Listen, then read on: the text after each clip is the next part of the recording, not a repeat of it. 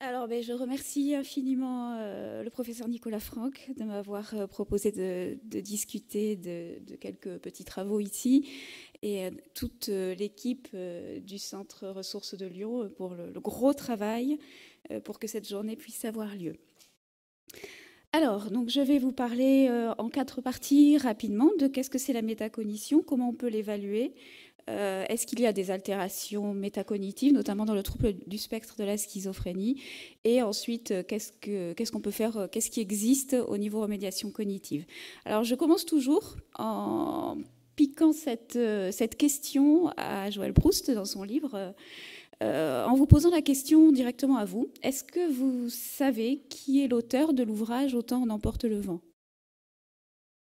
Alors bon, ceux qui l'ont déjà entendu ont pu y réfléchir, hein, et en fait, c'est pas forcément pour avoir la réponse, c'est uniquement pour que vous puissiez tout de suite vous dire que vous savez la réponse, vous savez que vous la connaissez pas, ou alors vous savez aussi que vous l'avez su, mais là tout de suite, ça va être compliqué de la retrouver. Et ça, c'est une illustration parfaite de ce qu'est la métacognition. Alors la métacognition, c'est un concept complexe. Il y a beaucoup de définitions, il y a différents champs d'évaluation qui s'y sont, champs de disciplines différentes qui s'y sont intéressés. Globalement, c'est Flavel le premier qui, en 1976, a proposé la définition suivante. Donc à la fois les connaissances qu'on a sur nos propres processus cognitifs, et en même temps la surveillance active, la régulation, l'orchestration de ces processus, de manière à obtenir le meilleur résultat possible à une tâche cognitive. Donc dans la métacognition, on a globalement deux parties, enfin deux champs qui travaillent sur la métacognition. Le côté connaissances métacognitives, qui sont des connaissances qui sont indépendantes de la tâche cognitive online. Hein. Donc ce sont des connaissances offline que l'on a sur nos propres processus cognitifs. Je sais que je suis meilleure en mémoire visuelle qu'en mémoire auditive. Je sais que l'empamnésique chez l'être humain peut être à 7. Enfin, voilà, des choses que l'on sait sur nos propres processus cognitifs et qu'on peut évaluer indépendamment des tâches cognitives. Et de l'autre côté, on retrouve les expériences métacognitives qui sont la conscience métacognitive, la conscience qu'on a online pendant la tâche cognitive de nos propres performances cognitives qu'on va évaluer en permanence. Donc voilà, là je vous ai montré les connaissances, la conscience. Et dans la conscience métacognitive, il y a des travaux qui ont essayé d'approfondir un peu ce concept et qui ont, notamment Nelson et Darens, proposé un modèle de la conscience métacognitive avec deux niveaux, le niveau cognitif et le niveau métacognitif, qui échangent des informations de manière bidirectionnelle avec le niveau cognitif qui donne des infos au niveau métacognitif. Ça, c'est le monitoring. On surveille en permanence notre processus cognitif. Et en même temps, le niveau métacognitif envoie des ordres pour réguler au niveau cognitif et donc permet d'agir. Ça, c'est le contrôle métacognitif. On a aussi deux autres petites spécificités. Quand on parle de métacognition, on peut parler de métacognition au sens que moi j'ai appelé cognitivo-comportemental, qui est au sens contenu de pensée, ou alors au sens que j'appelle neuropsychologique, au sens processus de pensée. Pour comprendre ça, par exemple, si vous lisez un texte et que vous vous posez des questions sur est-ce que j'ai lu rapidement? Est-ce que j'ai réussi à bien synthétiser l'histoire? Est-ce que je suis capable de comprendre cette histoire? Voilà, tout ça, on réfléchit sur nos propres processus cognitifs. Si par contre, je me demande de quoi parle l'histoire et si j'essaie de comprendre le texte en lui-même, je suis sur des contenus de pensée. Et donc là, on est plus sur un sens cognitivo-comportemental. Et là aussi, c'est important parce qu'après, les outils ne sont pas les mêmes. Donc les outils de mesure, il va y en avoir pour les connaissances métacognitives. Donc ça va être un peu plus facile parce que c'est offline, c'est indépendant de la tâche. Donc on peut les tester en dehors de la tâche cognitive avec des auto-hétéro-questionnaires. Et après, on a la conscience métacognitive, elle, qui est plus difficile à tester parce qu'on la teste online pendant la tâche cognitive. Donc il va falloir adapter des protocoles.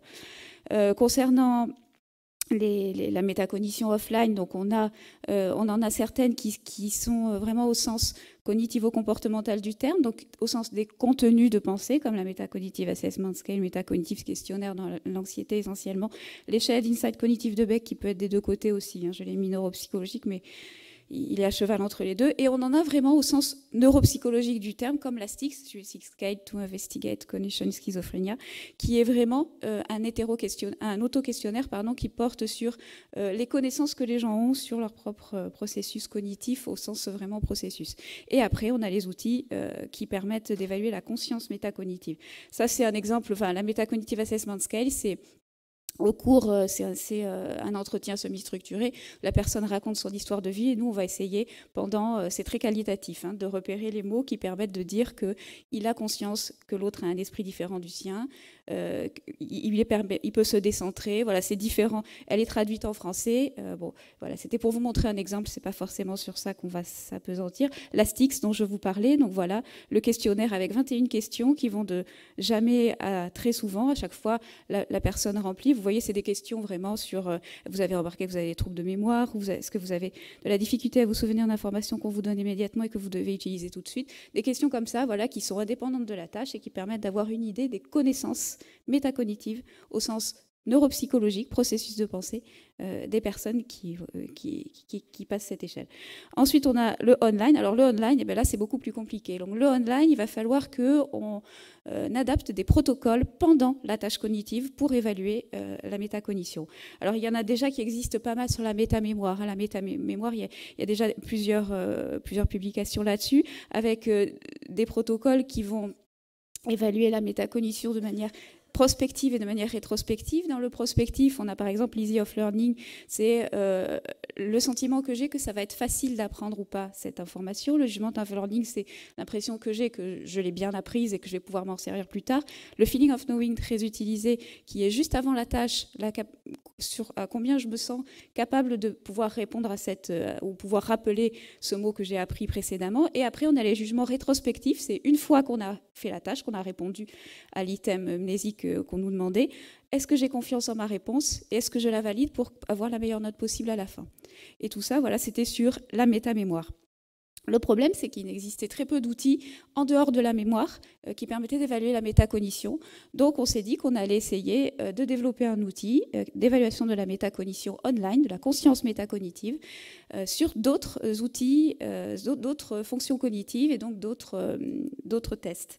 Donc, on a pris cela, le Modified Card Sorting Test, mémoire des chiffres dans l'ordre inversé, rappel libre, rappel indice 16, et le facial test pour la cognition sociale. Et à chacun des items de chacun de ces tests, donc vous imaginez, c'est assez lourd, on a ajouté 2 questions métacognitives. À la fin de l'item, par exemple, à la fin d'un rappel d'une séquence de chiffres dans mémoire des chiffres, on pose la question à quel point vous avez confiance en votre réponse, et la personne choisit, donc pas du tout, peu, moyennement, peu confiant. Est-ce que vous la validez pour qu'elle compte dans votre score final, dans l'objectif d'avoir la meilleure note possible à la fin? Donc voilà, sur le Modified Card Sorting Test, Marie en a parlé juste avant, donc je ne vous réexplique pas. Il faut apparier la carte avec une des 4 cartes qui est posée selon la règle que l'on choisit. Le Modified, il est plus court, il n'a que 48 cartes. C'est une version simplifiée du Wisconsin. Et à chaque fois, donc, la performance, c'est si la bonne carte a été posée avec la bonne règle, la confiance en sa réponse et la validation. Si on prend par exemple quelqu'un qui n'a pas choisi la bonne règle, il n'a pas obtenu le point à la performance cognitive, mais par contre, il a confiance en sa réponse et il l'a validée. Si on met en relation la performance et la confiance en sa réponse, on va avoir ce qui s'appelle le monitoring, ce que vous appelez tout à l'heure la surveillance métacognitive. Si on met en relation la performance et la validation, on va avoir le score de contrôle. On imagine que quelqu'un qui a une mauvaise performance mais qui valide quand même, il n'a pas une très bonne surveillance métacognitive. Par contre, s'il a une bonne performance et qu'il la valide, là, il aurait par exemple un bon contrôle métacognitif. Donc après, c'est des calculs, on met un tableau de contingence où on met en relation la confiance, la performance et en bas la validation, la performance ensemble, ça fait un tableau à 4. Et ça, comme c'est fait pour chaque item de chaque test, et bien après, il faut faire la somme de tous les items.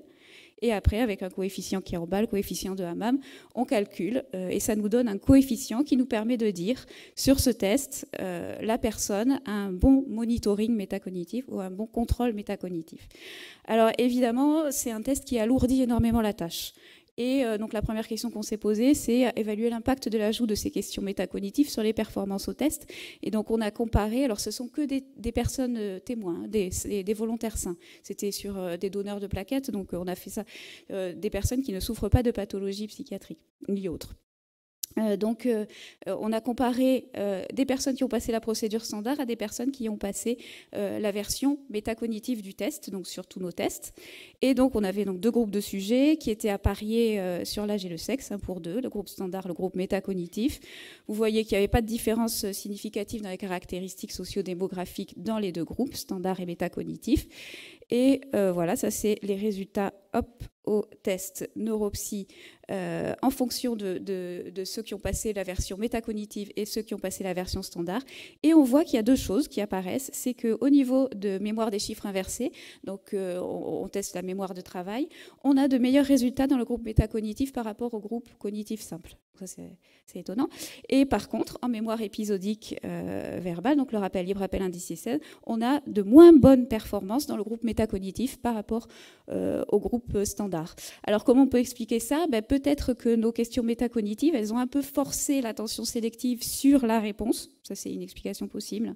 Donc, en fait, on a amélioré la mémoire de travail en forçant l'attention sélective sur les réponses. Et pour le côté mémoire épisodique verbale, on a impacté l'apprentissage parce qu'on a augmenté la charge cognitive pendant le test. Et donc, on a impacté nos résultats au score de mémoire épisodique verbale. Voilà, bon, c'est schématisé, c'est la même chose. Donc, l'attention sélective améliorée par les questions, donc amélioration de la performance, et la charge augmentée aussi. Donc, du coup, elle altère les performances en mémoire épisodique verbale. On avait juste une question sur le Modified Card Sorting Test qui, lui, n'était pas modifié, alors qu'il fait beaucoup intervenir la mémoire de travail. Probablement qu'il y avait un effet plafond, c'était des sujets témoins, enfin des sujets sains, et le Modified, c'est une version très simplifiée donc, du Wisconsin, donc probablement que tout le monde a eu des bonnes notes, standard ou pas standard. Après, on avait regardé l'association entre l'anxiété, les symptômes dépressifs et l'estime de soi sur les réponses alors à notre protocole métacognitif online et également à la STIX dont je vous ai parlé tout à l'heure pour voir si ça pouvait impacter les connaissances métacognitives. Donc on a regardé, voilà. Et on s'est rendu compte qu'on avait un impact que les scores d'estime de soi, donc une plus mauvaise estime de soi, un plus haut niveau d'anxiété, un plus haut niveau de dépression, pouvaient altérer les scores de connaissances métacognitives uniquement, mais pas de conscience métacognitive. On n'a pas eu de... Voilà. Et donc, bon, il y a des hypothèses. Ça, c'est vraiment une hypothèse que j'ai faite. C'est pas beaucoup étayé, mais c'est une petite explication que j'essaie de creuser. Je me dis, l'estime de soi, l'anxiété, la dépression, ça fait intervenir la conscience de soi. On serait sur quelque chose d'autonoétique. Et peut-être que ce qui est online ne fait pas intervenir online pendant qu'on réalise la tâche la conscience de soi, alors que ce qui serait offline, connaissance, indépendant de la tâche, ferait intervenir à la conscience de soi. Et on aurait donc une différence entre une métacognition noétique et une métacognition autonoétique. Bon, ça reste à creuser. Hein, c'est une hypothèse que j'ai faite en lisant. Alors, concernant les altérations dans les troubles du spectre de la schizophrénie, on a beaucoup d'études, notamment de Bacon et Izot, qui ont beaucoup travaillé sur la métamémoire dans le trouble du spectre de la schizophrénie. Pour ce qui est tous les jugements prospectifs, donc feeling of knowing et tout ce que je vous ai apporté tout à l'heure, jugement of learning, easy of learning, tout ça, il n'y avait pas de différence, que ce soit en mémoire sémantique ou en mémoire épisodique, entre les personnes qui souffraient de schizophrénie et les personnes témoins. Par contre, dans les jugements rétrospectifs, on retrouve régulièrement une tendance à surévaluer la confiance en sa réponse quand les réponses sont incorrectes chez les personnes qui souffrent de schizophrénie par rapport aux témoins. Nous, on a regardé, alors ça c'est vraiment une toute petite étude, c'est sur la thèse d'une des doctorantes pour sa thèse en médecine, en psychiatrie. Donc on avait regardé petits échantillons, 9 sujets témoins, 9 sujets qui souffraient de schizophrénie, comment étaient leurs résultats en monitoring et en contrôle métacognitif sur l'échelle que je vous ai présentée tout à l'heure, qu'on a mise au point. Il n'y avait pas de différence significative dans les deux groupes concernant les performances au test. Et par contre, on retrouvait au niveau du monitoring métacognitif, donc la surveillance de ses propres processus pendant la tâche, avec le coefficient de Hammam que je vous ai montré tout à l'heure, de moins bons résultats dans le groupe 2, qui est le groupe schizophrénie, en mémoire des chiffres inversés, donc en mémoire de travail, et en rappel libre, rappel indice 16, donc en mémoire épisodique. Exactement pareil pour ce qui est contrôle métacognitif. On avait des altérations chez les personnes qui souffraient de schizophrénie en mémoire de travail et en mémoire épisodique verbale. Là, c'est un aparté, c'est une autre thèse, juste pour vous dire. Donc moi, je vous ai beaucoup parlé de conscience métacognitive online. Il y a aussi beaucoup de travaux qui sortent sur les connaissances indépendantes de la tâche, et notamment la Metacognitive Assessment Scale, qui est un outil qui est de plus en plus utilisé, qui est traduit maintenant en français, et donc avec Paul Liesacker qui publie énormément dessus. Et voilà, ça c'est une thèse qui a refait une revue de la littérature de tout ce qui existait, avec toutes les associations qu'on pouvait retrouver entre altération de cet outil à la masse, la Metacognitive Assessment Scale, et plein de variables. Alors, ce n'est pas forcément pour tout vous lire, hein, mais c'est pour vous montrer que dans les 4 domaines de la masse, il y a des associations avec plusieurs altérations cognitives et également un retentissement dans la vie quotidienne. Donc, un outil aussi intéressant à creuser, mais qui, lui, là, cette fois-ci, est vraiment indépendant au sens TCC. On n'est plus dans les mêmes... On est dans l'autre partie de la métacognition, mais pour avoir une vision globale, je voulais quand même vous en parler. Alors, dans la remédiation cognitive, qu'est-ce qu'on peut dire qui existe dans la remédiation cognitive? Et bien surtout qu'il y a très peu de choses concernant le online, concernant la remédiation pendant la tâche de la conscience métacognitive. On a plus d'outils sur les connaissances qui sont indépendantes des tâches. J'ai essayé de trouver des exemples pour vous montrer, pour chacun des différentes définitions, l'association à une tâche de remédiation qui existe et qu'on connaît. Alors pour ce qui est indépendant de la tâche, donc connaissance offline, j'ai pris le MCT, le Metacognitive Training, comme il s'appelle Métacognitive. On va trouver des choses qui correspondent bien à la métacognition. Et donc c'est très indépendant, c'est que les connaissances, hein. On n'est pas du tout sur la conscience métacognitive. Au sens cognitivo-comportemental, donc très biais cognitif, hein, pas sur les processus, mais très contenu de pensée, on a par exemple le module SO conclusion. Alors bon, le MCT, je vous avais remis la diapo pour voir ce que c'était. Et pour la définition neuropsychologique, on a le module mémoire, par exemple. Donc là, on est sur les connaissances, sur des processus de pensée. Et effectivement, dans ces diapos, on travaille. Il y a des diapos pour réfléchir à ce qu'est la mémoire, nous rappeler à une information, notre capacité de nous rappeler une information est limitée. Plein d'informations comme ça. Généralement, ça se travaille en groupe, hein, le MCT. On discute tous autour de la mémoire. Et après, il y a des exercices. Par exemple, on regarde cette diapo. Pendant un petit moment, on les laisse aux participants. Et puis après, on leur demande à combien est-ce que vous êtes sûr d'avoir vu l'enseigne kiosque. Une saucisse, une poubelle, un banc, des drapeaux, la liste des prix, des bouteilles, un vendeur. Et on se rend compte que souvent, on est sûr d'avoir vu certaines choses qui n'y étaient pas. J'étais sûr qu'il y avait une poubelle à 100%, je l'avais vue à côté du banc. Enfin, des choses comme ça. Et là, on montre que voilà, la mémoire peut nous jouer des tours. Mais ça, c'est très contenu de pensée. Processus de pensée, pardon. Alors, les contenus de pensée, on a les biais cognitifs. On a l'exemple du saut aux conclusions. Vous savez, cet exercice où on commence, et à combien vous pensez que c'est une poire, une femme, une guitare? Est-ce qu'il vous faut plus d'informations? Et on monte progressivement jusqu'à ce qu'on ait un moment où... on dit que c'est exactement ça.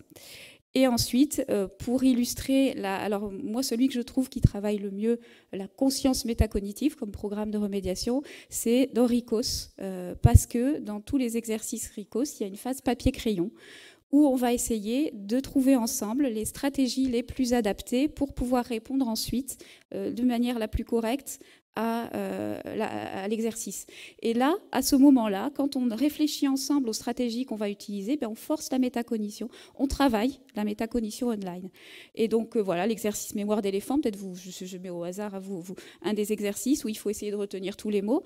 Vous faites comme vous voulez, mais vous essayez de retenir le plus de mots possible, sachant qu'après on va vous passer d'autres diapos. Il faudra reconnaître ce qui était dans cette diapo-là, enfin dans cette planche-là.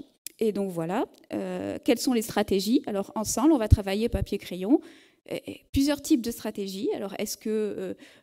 alors je sais plus si je vous les ai mis, non. Alors les premières qui étaient proposées, c'est est-ce que je me répète tous les mots très vite dans ma tête plusieurs fois pour m'en souvenir, je les répète en colonne, je les répète en ligne, ou alors je les associe en me racontant une histoire qui les relie tous. Il y avait plein de stratégies, ou alors j'identifie des catégories, j'essaie de les mémoriser, et ensemble on réfléchit à quelle est la meilleure stratégie à utiliser pour répondre au mieux au test. Et là, on fait vraiment de la conscience métacognitive. On est en train de travailler la conscience métacognitive. Donc, par exemple, là, on décide de les associer selon 6 catégories pour pouvoir mieux s'en souvenir.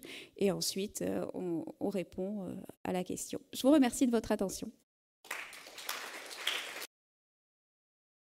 Est-ce qu'il y a des questions dans la salle déjà? Isabelle? Oui, merci beaucoup, Clélia. Je suis un peu surprise parce que tu mentionnes RICOS pour les stratégies, mais pourtant, RICOS, il y a toute la phase informatisée qui, du coup, switch les stratégies.